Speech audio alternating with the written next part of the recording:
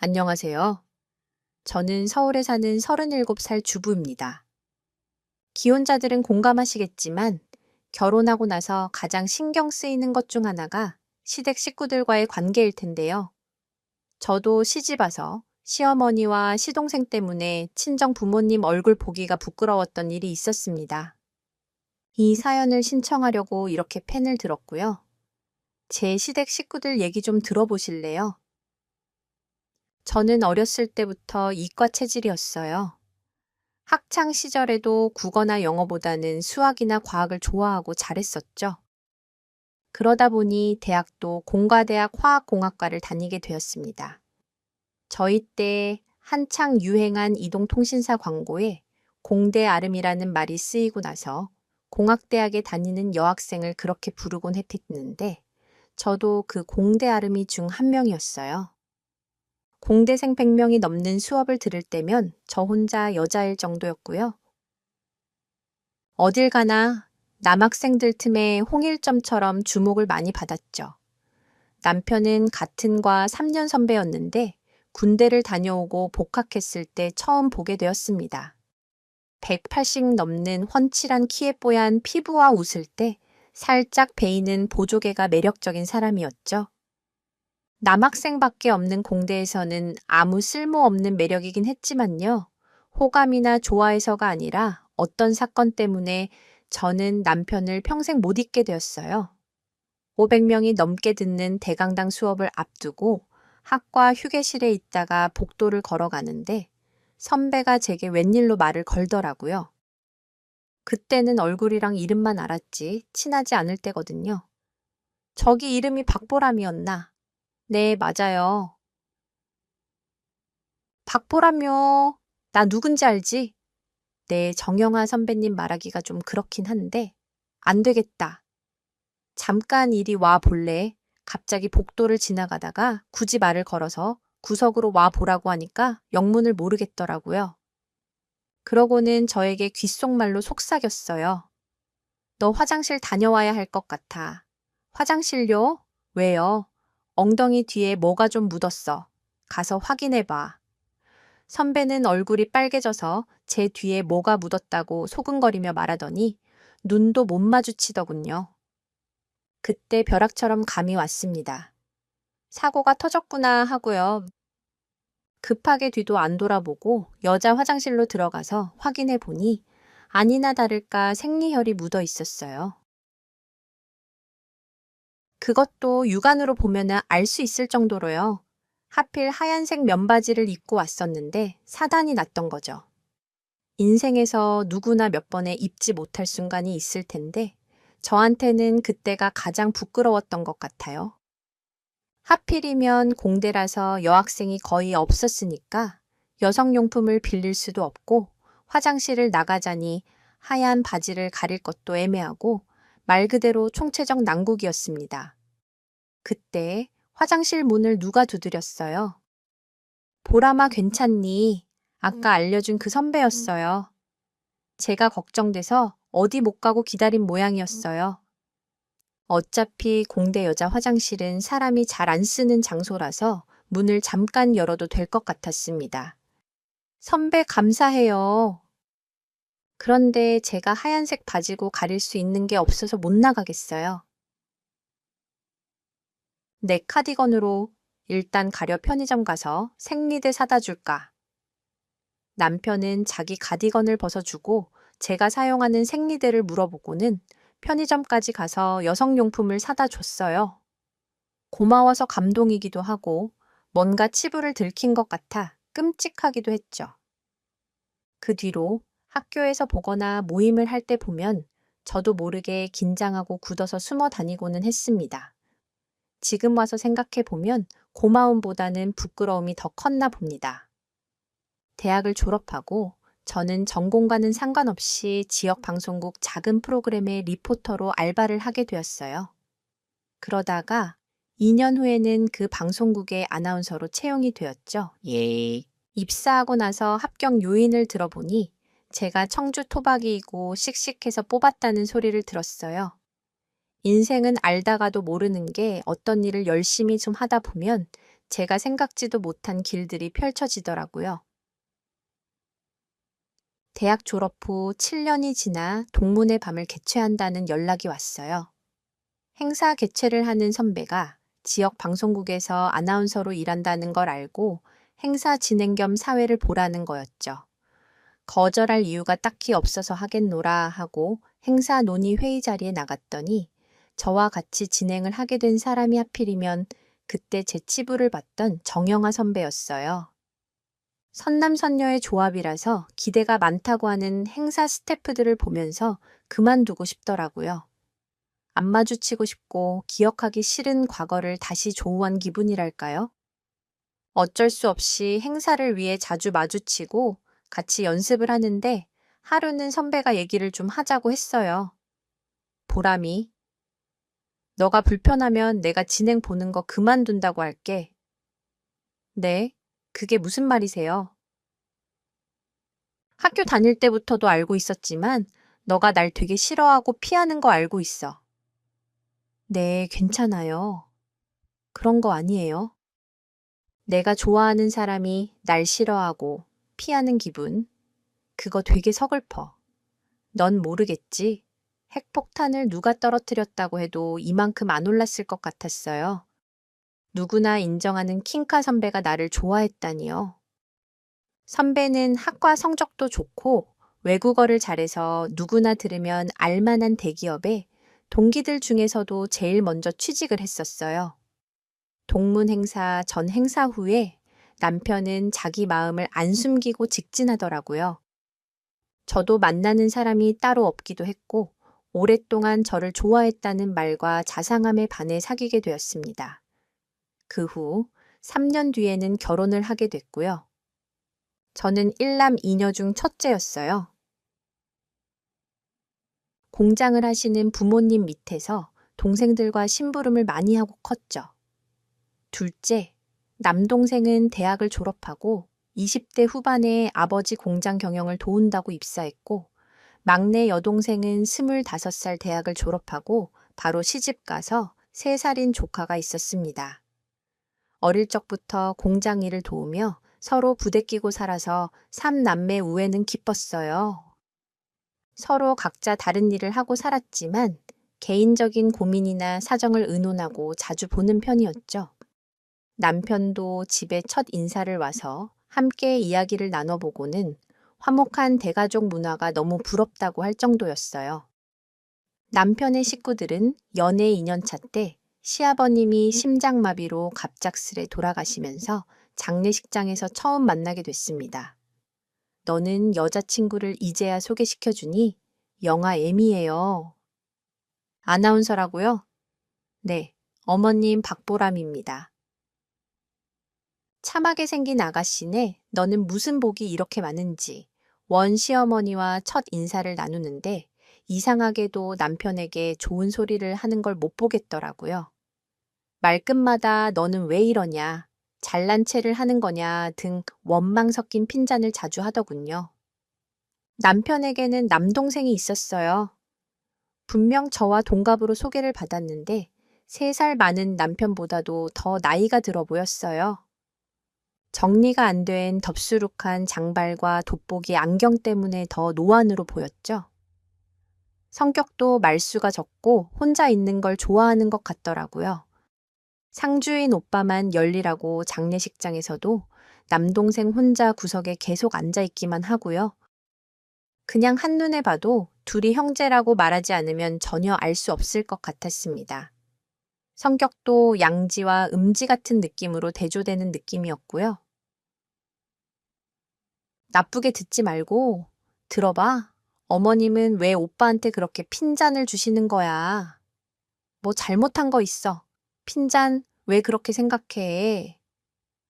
말끝마다 면박도 많이 주시고 남동생하고 오빠 비교를 많이 하던데 우리 결혼 얘기도 오고 가고 너도 우리 집안에 대해 알고는 있어야 할 것 같아서 말하려고 했었어. 오빠 말로는 시어머니가 친엄마가 아니라 새엄마라고 했어요.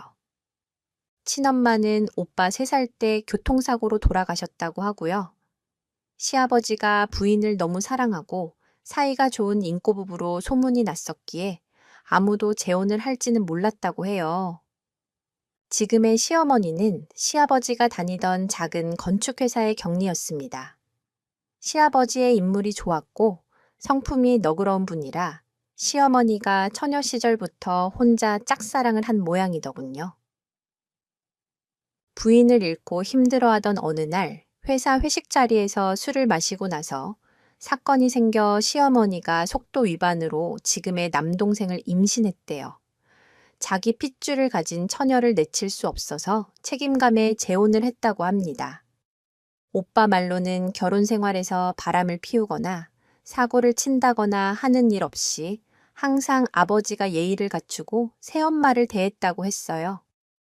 그런데 새엄마는 그 건널 수 없는 거리를 많이 섭섭해 하셨다고요. 새엄마 푸념을 많이 듣고 컸어. 아버지 마음에는 너희 친엄마가 가득해서 자신이 벽을 넘을 수 없다는 말을 특히 많이 하셨지. 그게 이어져서 아버지가 동생보다 나를 더 많이 아끼셨다고 생각하신 것 같아. 내가 봤을 때는 엄마가 없는 나를 불쌍히 여긴 정도였는데 말이야.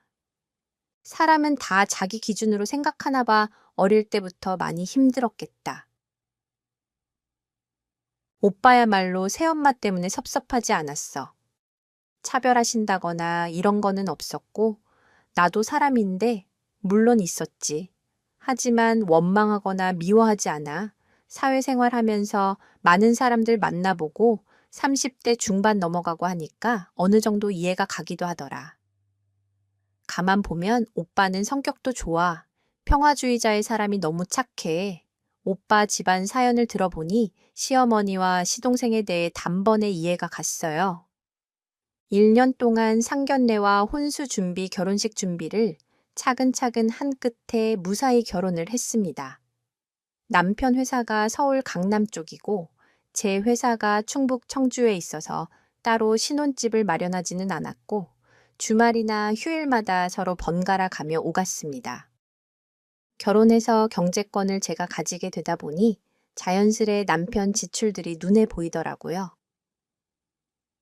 평소 사채하거나 특별한 취미가 있는 사람이 아니라서 돈도 많이 모으고 했는데 유독 매달 100만 원씩 돈이 빠져나가는 게 있더군요. 바로 시어머니 용돈이었습니다. 오빠 매달 1일에 100만 원씩 자동이체되는 게 있던데 무슨 내역이야. 그거 엄마 용돈 겸 생활비야. 이렇게 많이 드리는 거야. 내 주변 자식들은 이렇게까지도 안 주던데 난 특히 명절이나 생신 때 목돈 드리는 정도거든. 100만 원도 적다고 하셔. 자기도 알다시피 내 동생 아직 직업이 없이 집에서 놀고 있지. 엄마도 아는 분 식당 일 가끔 돕는 게 다니까.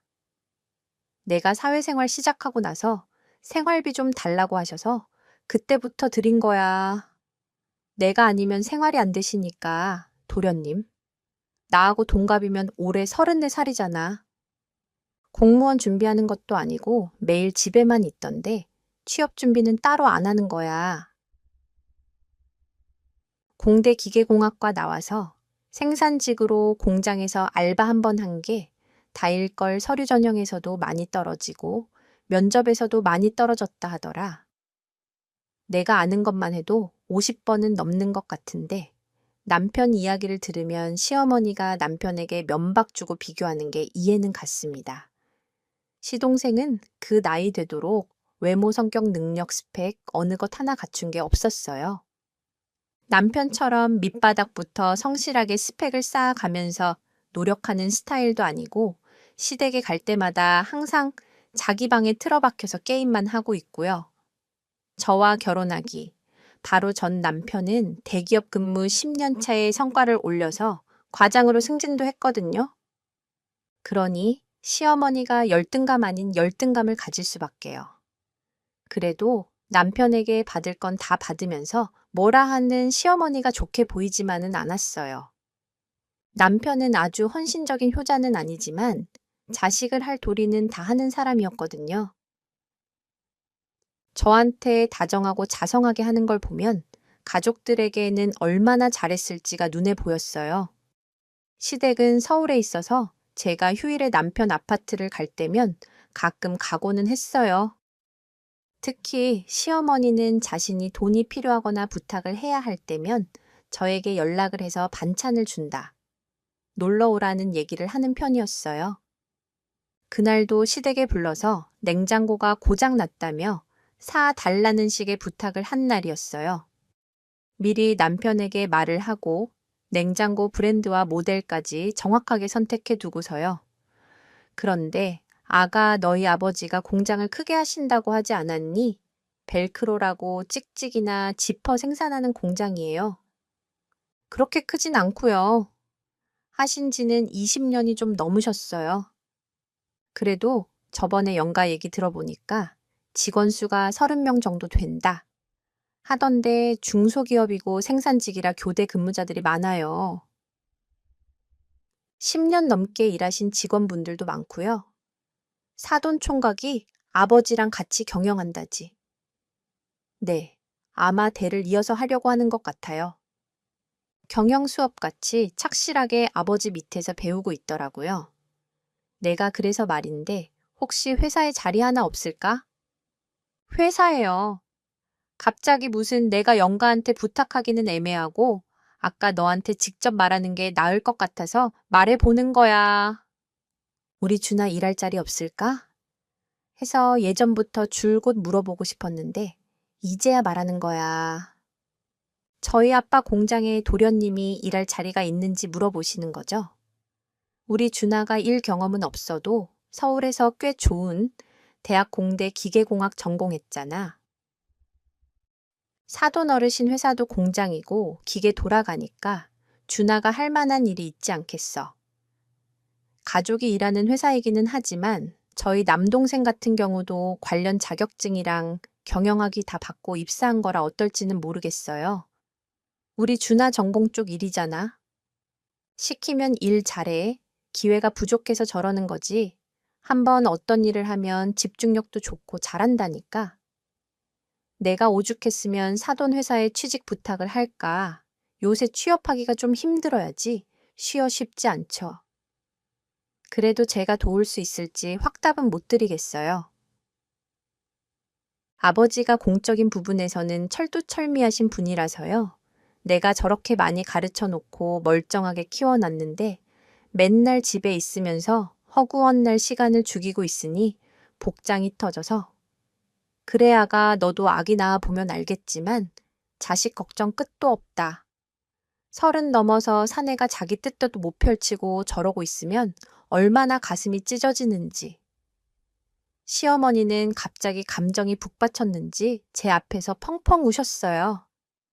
그동안 도련님 걱정에 애가 많이 끓으셨나 보더라고요. 시동생은 그날도 제게 인사를 하는 많은 둥 하더니 방 안에서 게임 삼매경이었습니다. 요즘 말하는 은둔형 외톨이 혹은 게임 페인의 전형적인 인물이 시동생이었어요.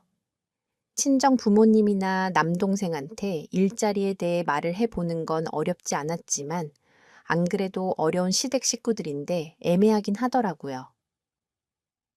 눈물로 부탁하는 시어머니에게 단호하게 거절하기가 힘들어서 일단은 물어보겠다고 했습니다. 몇 주 뒤 친정아버지 생신이라서 청주에 가족들이 모였습니다.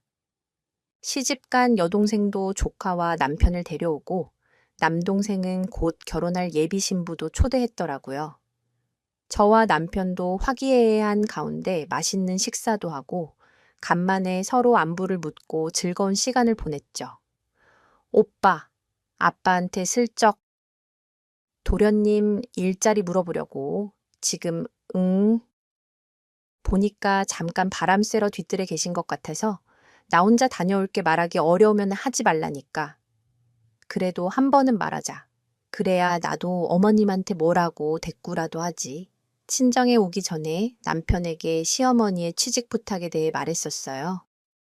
평소 같으면 웬만한 일에 자기 의견 강하게 주장하는 사람이 아닌데 시동생 취직에는 굉장히 부정적이더라고요. 어릴 때부터 성장하는 과정을 다 봐서 도련님 성격이나 일하는 법 안다고 함부로 어디 소개 못 시켜준다고 단호하게 말했어요. 믿음이 안 간다고까지 말하고요. 남편은 판단력이나 논리 정연함에 있어서 확실한 사람이라서 저도 아버지께 일자리 물어보는 게 머뭇거려지기는 했어요. 하지만 시어머니의 눈물 젖은 얼굴이 떠올라서 한 번은 물어보자고 아버지께 갔어요. 뭐 하세요? 멋진 남성분 혼자 이렇게 앉아 계시니까 모델 화분에 보람이 너 이 녀석 아빠 놀리면 못 쓴다 뭔데 뭐 부탁할 게 있어서 우리 딸내미가 멍석 가나 보자. 역시 귀신을 속이지 아빠는 못 속이겠네요. 그래 내가 꽁으로 너희 30년 넘게 키운 게 아니다. 알아서 모시겠습니다. 회장님 돌려 얘기 안 할게요. 혹시 공장에 일자리 하나 없을까? 해서요. 우리 공장에 누구 일자리에 따라 다르지. 저희 도련님요. 아빠도 상견례랑 결혼식 때 보셨죠? 그때 그 더벅머리 총각 기억나지? 나이가 어떻게 된다. 했지?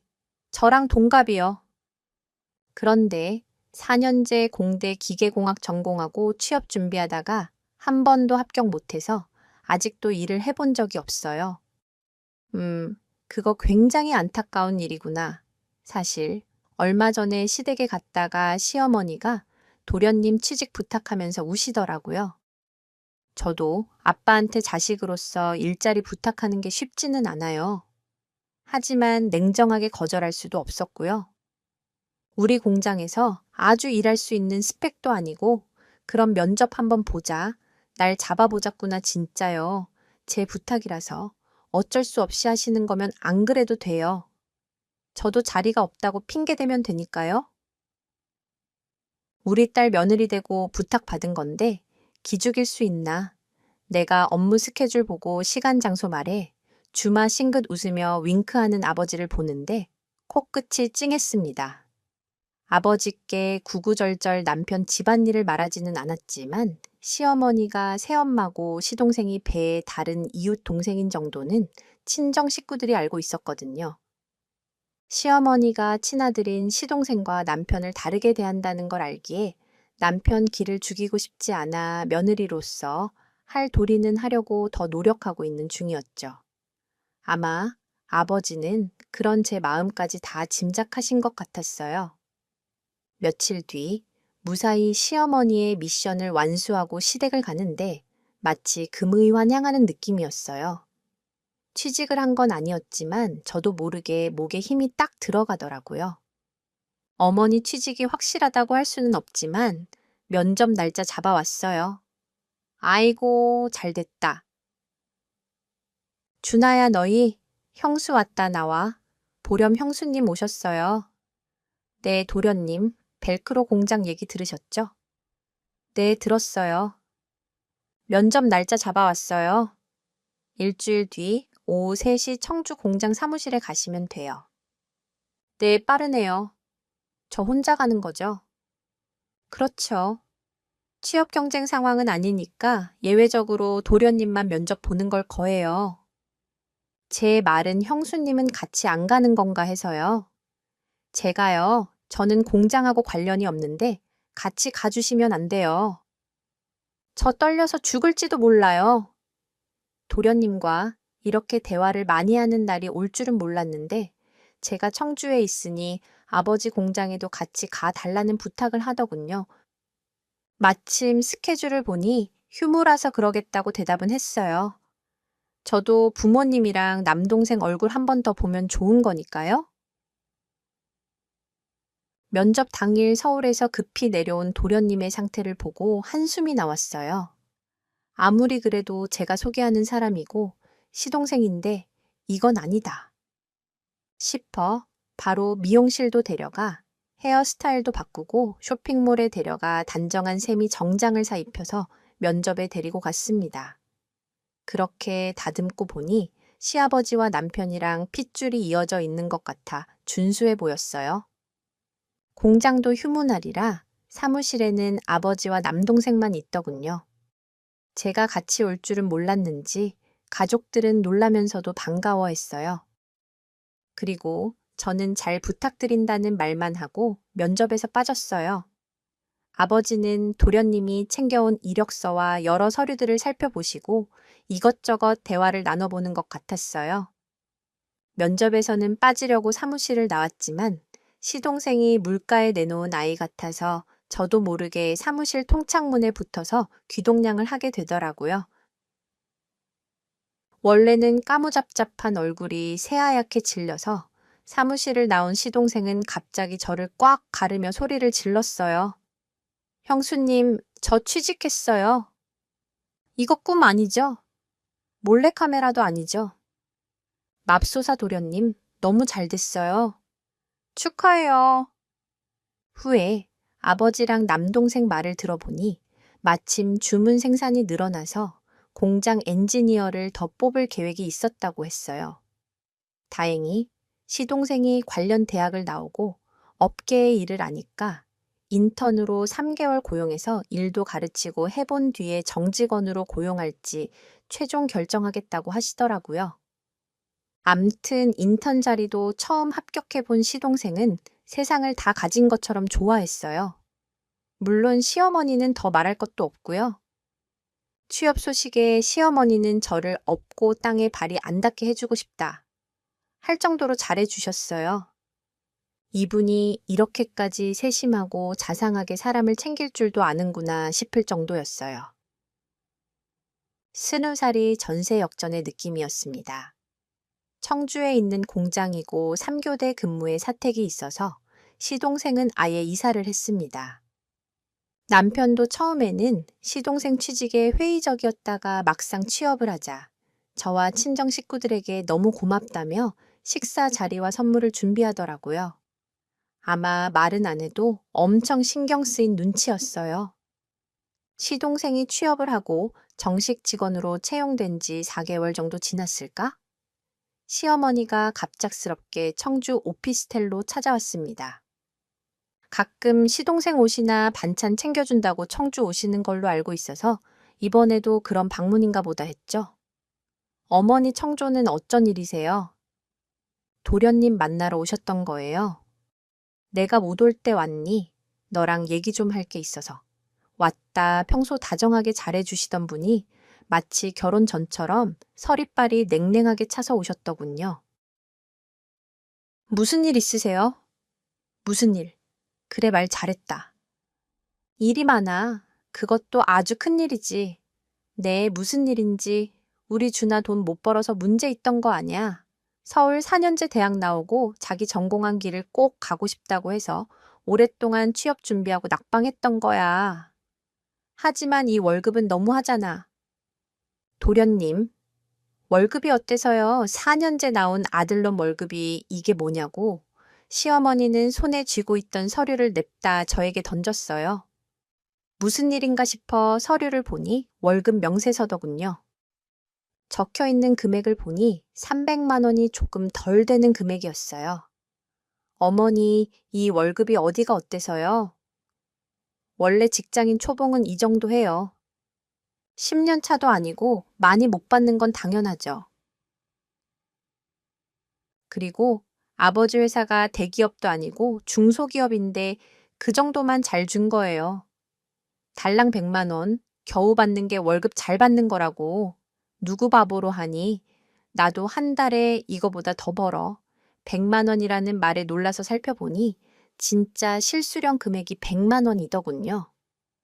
제가 아버지 성적도 알고 공장 급여 정도는 알고 있어서 정직원에게 한 달 월급을 이렇게 줄 리 없다는 사실을 알기에 시어머니에게 사정을 물었어요.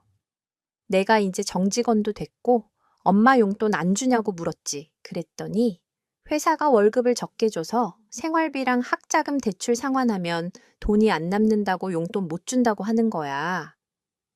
처음에는 말도 안 된다는 생각했는데 이번에 청주 와서 직접 확인했다니까. 도련님은 뭐래요?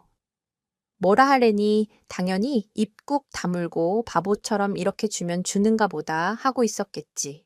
이럴 리가 없어요. 이건 뭔가 착오가 있는 것 같아요. 착오는 무슨 벌써 3개월째 이렇게 받는다는데 친정 좀 잘 산다고 시댁이 만만한 거야.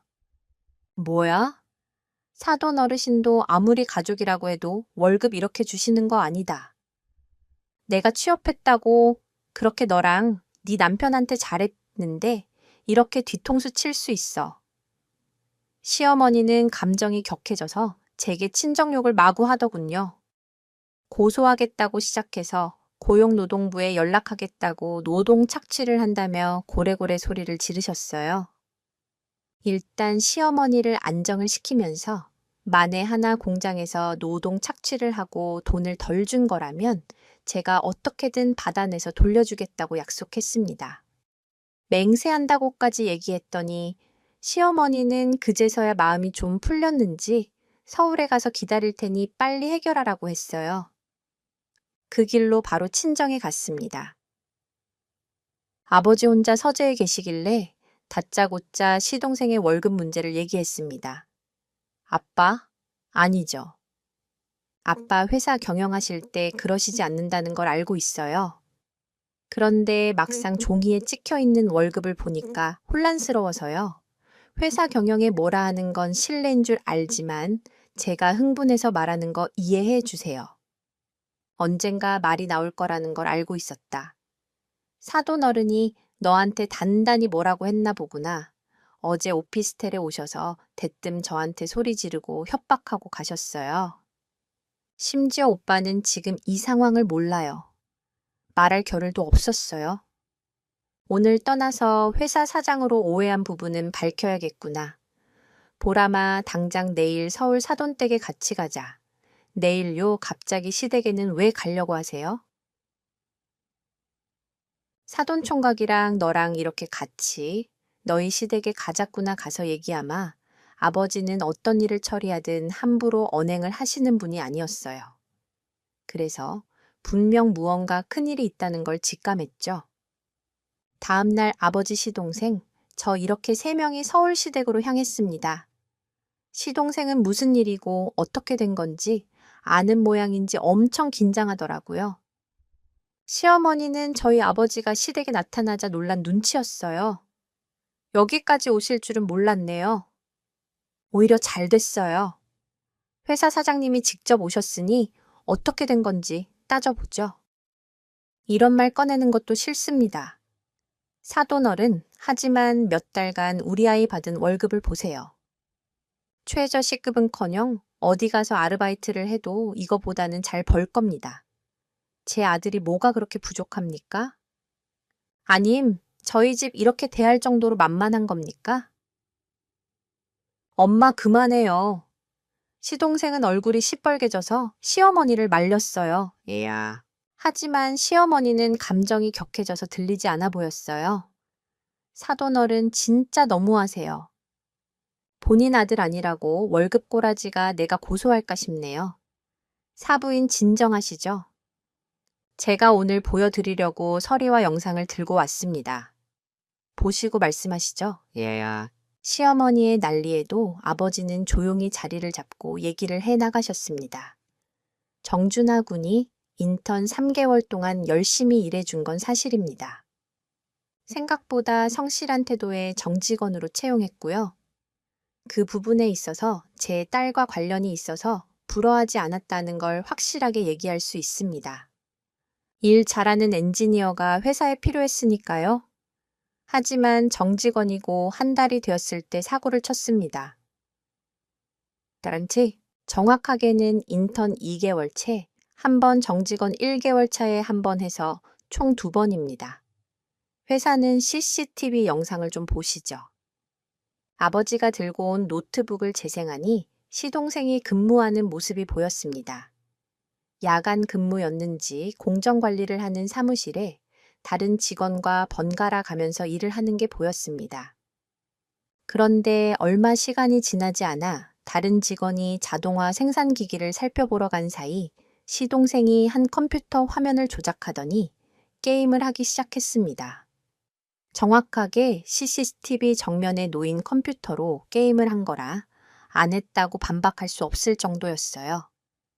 공장 설비 관리를 해야 하는 업무 시간에 약 1시간가량 게임을 하는 바람에 가동되어야 할 일부 생산 라인이나 기계에 문제가 생겼습니다. 손실 금액이 2억 원이 넘게 났었고 겨우 수습을 해서 1억 정도로 줄이기는 했습니다만 증거가 너무 확실해서 개인적인 문제로 처리할 수가 없더군요. 준하군이 억대 돈을 바로 다 낼 수는 없으니 일단 제가 손실금을 냈습니다. 그 후 매달 월급에서 200만 원씩 저에게 갖고 있는 상황이고요. 지금 보신 일이 처음이 아닙니다. 인턴 때도 업무 중 게임을 하다가 사수에게 발각되어 난리가 났었다고 하네요. 그때는 선배들이 일을 수습해서 다행히 문제는 없었다고 하고요. 그리고 아버지의 돈을 차용한 증서와 함께 각서도 볼 수 있었습니다. 시어머니는 영상을 보는 내내 충격에 사로잡힌 얼굴이었습니다. 충분히 민법으로 손해배상 청구할 수 있고 사직 처리를 할 수 있습니다. 하지만 준하군이 정에 호소하더군요. 제가 이를 수습하고 각서를 받은 부분은 저희 딸을 봐서 그랬다는 걸 알아주십시오. 그래도 딸의 새로운 가족 아닙니까? 시어머니는 갑자기 무릎을 꿇고 사죄하기 시작했습니다. 한 번만 사돈 어른 부탁입니다. 용서해 주세요. 제가 잘못 키워서 그렇습니다. 다 제 잘못입니다. 엄마 그만해요. 내가 이미 돈도 갖고 있고 사과했어요. 엄마까지 그럴 필요 없다고요. 엄마 잘못 아니고 내 잘못이니까. 준하군 말이 맞아요. 사부인 이 문제는 준하군과 잘 얘기하고 해결해 나가고 있습니다. 오늘 제가 여기까지 온 거는 제 딸에게 앞뒤 전후 사정 알아보지 않으시고 다짜고짜 화를 내셨다고 한 것도 있고 급여 문제에 관해 오해가 있으면 확실히 짚고 넘어가야 하기에 제가 직접 해명하러 온 겁니다. 그 말을 들은 시어머니는 방향을 틀어서 제게 사죄하기 시작했습니다. 미안하다. 아가, 내가 너한테 무례하게 그러는 게 아닌데 용서해 주겠니? 어머니 괜찮아요. 오해하셔서 그런 거니까 너무 마음 쓰지 마세요. 시어머니를 보는데 자식이 뭐라고 이렇게까지 다른 사람에게 대신 사죄해야 하나 싶었어요. 시동생도 시어머니의 진심 어린 사죄를 보더니 눈물을 펑펑 흘리기 시작하고요.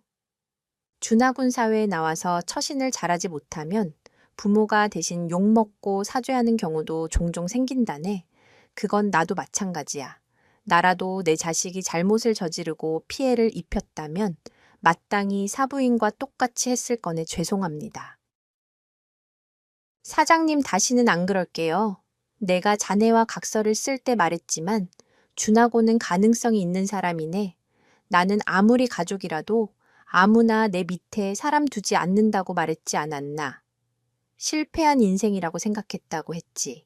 하지만 지금 이 자리에 있는 모든 사람이 준하군을 믿고 추천해주고 도와주고 있지 않나. 그건 굉장한 일일세 자신을 알아봐 주는 사람들을 실망시키지 말게. 그리고 약속대로 내 밑에서 일 성실히 배우고 아버지는 따뜻한 격려와 용서를 보여주시며 시동생을 꼭 안아주셨어요. 그랬더니 시동생도 시어머니도 감정에 올라와서는 오열하더군요. 지켜보던 저도 눈물이 나서 혼났어요. 준하야 사돈 어르신같이 좋은 분 밑에서 일도 배우고 첫째, 사람이 되어야 한다. 이 어미 죽기 전 마지막 소원이야? 걱정하지 마세요. 사부인 제가 준하군 어디 가서도 제목하는 사람으로 만들어 보겠습니다.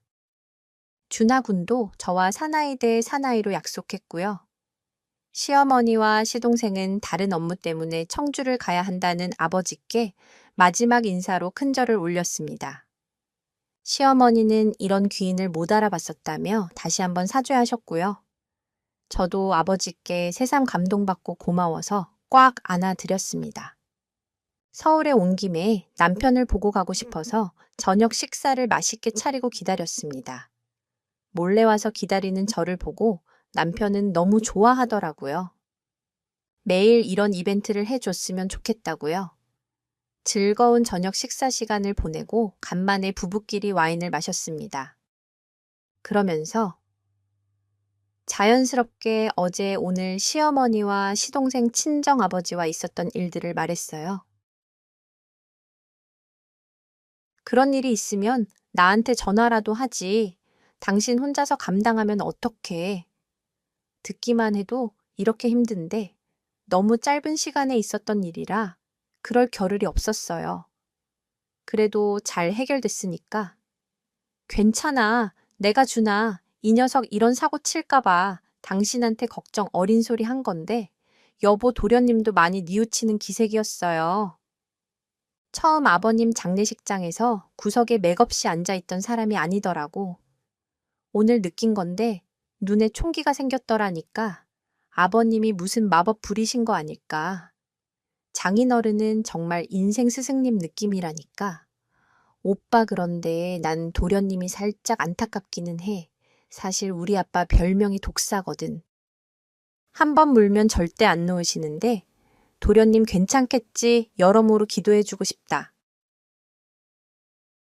진심 그 일이 있은 지 3년이 지난 지금 제 주변에 많은 변화가 일어났습니다. 저와 남편에게는 아기 천사가 동시에 둘이나 찾아와 쌍둥이 형제를 돌봐야 하는 막중한 임무가 생겼습니다. 저는 아나운서 일을 그만두고 전업주부로 지내고 있는데 이제 막 뛰어다니고 의사표현하는 남자아이 둘을 동시에 봐야 하는 게 너무 버겁더라고요. 그래도 자고 있는 천사 같은 얼굴들을 보면 그런 힘듦도 다 녹아 없어진답니다. 남편도 일 외에는 모든 걸 포기하고 저와 양육에 진심을 다하고 있고요. 무엇보다 가장 많이 변한 사람은 단연 도련님이었어요. 친정아버지는 정신통일 하사불성을 모토로 주짓수에 진심이셨는데 도련님을 그 세계로 끌어들이시더니 아무쪼 챔피언으로 만들어 놓으셨어요. 배만 볼록하게 나온 올챙이, 몸매에 게임패인 시동생을 신체 건강한 체육인으로 바꿔놓으신 거죠. 단지 중독을 없애려면 다른 중독으로 대체해야 한다나 뭐라나. 그래서 시어머니가 오히려 시동생 보고 운동 좀 그만하라고 할 정도였어요. 제가 봤을 때는 운동 중독을 벗어나려면 연애를 해서 사랑 중독이 되는 게 좋을 것 같아서 참한 후배 한 명 소개시켜 주려고 기회를 엿보고 있습니다. 시어머니는 여전히 건강히 잘 계시는데 손주가 태어나니 눈에 벌 빼서 안 되겠다며 저희 집에 자주 오시고 있어요. 제가 일을 그만두면서 서울 남편 집으로 살림을 합쳤거든요.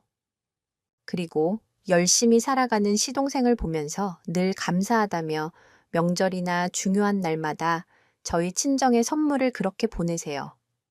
사돈 사이가 더 돈독해진 건 말할 것도 없고요. 예전에 게임 중독에 피해 의식에 찌들었던 시동생은 사라지고 어느 순간 정신 육체 관리 철저한 자기 인생을 이끌어 나가는 전문직 남성이 눈앞에 있었어요. 그걸 보면서 아버지가 대단한 사람이라서 시동생을 변하게 했다기보다는 시동생 안에서 변화하고 싶다. 잘 되고 싶다. 하는 열망이 가득했는데 아버지가 그 계기가 되어준 것 같다는 생각을 합니다. 여러분은 지금 삶에 만족하고 계시나요? 무슨 일을 하던 일이 잘 안 풀리고 뜻대로 안 된다는 생각이 들면 스스로 동기부여가 될 수 있는 사람, 물건, 장소 등을 찾아보세요. 길을 찾는 사람에게는 반드시 그 길이 눈앞에 나타난답니다. 제 얘기를 들어주신 모든 분들에게 오늘 하루 우연한 기쁨이 찾아가길 바랍니다. 감사합니다.